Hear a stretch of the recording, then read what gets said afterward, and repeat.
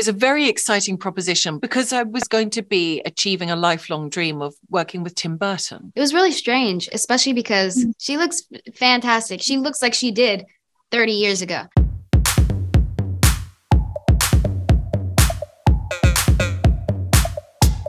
I mean, I'm used to working with different directors on television series. When I shot Top of the Lake with Jane Campion, Jane did most of it, but we also worked with Ariel Kleinman. You get different things from different directors. Tim shot half of the series, and obviously it was from his mind. It's his conception aesthetically, and all of the characters, the look and feel of them, the translation of them is all from Tim. They brought their own viewpoints to it.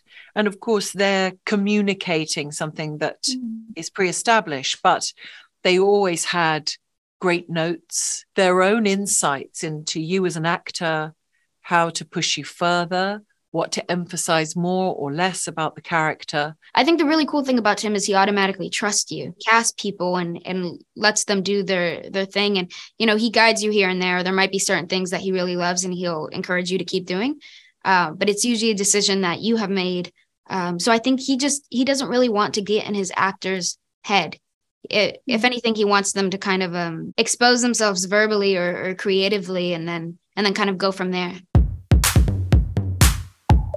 It was really strange, especially because she looks fantastic. She looks like she did 30 years ago. So I think it's especially a trip when she looks so much like her young self. And yeah, when you grow up, really, I mean, I loved Wednesday as a child. I really saw myself in her. So it's weird to kind of see someone who you idolized when you were younger in front of your face, calling you the name you respect them so much for. You know, it was a real trip. But she is such a generous actress and so talented. I think when someone is so incredible at what they do, it kind of relieves the stress because it's easier for you to get lost in the moment. But I will say, I definitely feel like the first few days I was working with her, I was really tense and I was really awkward.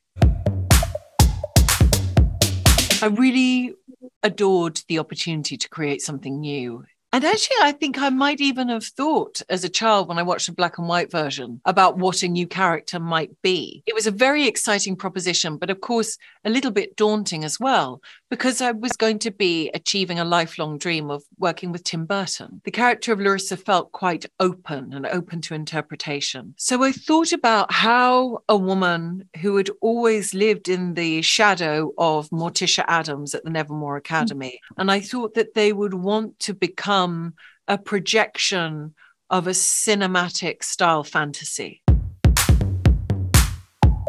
He was actually an actor. He wore a blue suit every day that zipped up over his face. And he wasn't always there. Sometimes they would put an X or a stand in the hand. They had these rubber hands that were really awkward. You could like bend their arms back and put them in a comfortable position. So sometimes to mess around, we would do that.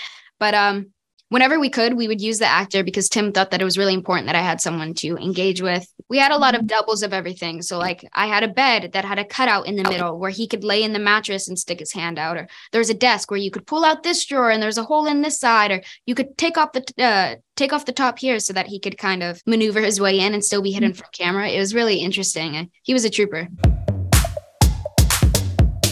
I learned how to play the cello. I did fencing lessons. I did archery lessons. I did German lessons. I did canoeing lessons. I did sword fighting, regular sword fighting. I was so concerned about the cello pieces that every piece that I play, it's been hard because I've been traveling a lot recently and it's not always convenient when you're working heavy hours and then also carrying an instrument that's twice your size around. But anytime that I'm back home and I'm back with my cello, I try to play it. I think that is something that I definitely would like to continue pursuing. Romania is an extraordinary country. We did some filming in the Carpathian Mountains, which are exquisitely beautiful. We were there during the autumnal months, so it had a kaleidoscopic quality to it. And the scale is unlike anything I've ever seen before. What's particularly magical about shooting there is not just the locations and the warmth of the people, but the fact that as viewers, we're going to see landscape that we've never seen before. So this will feel like a new experience. And I think that a different culture often soaks into the essence of what you do. Konbini.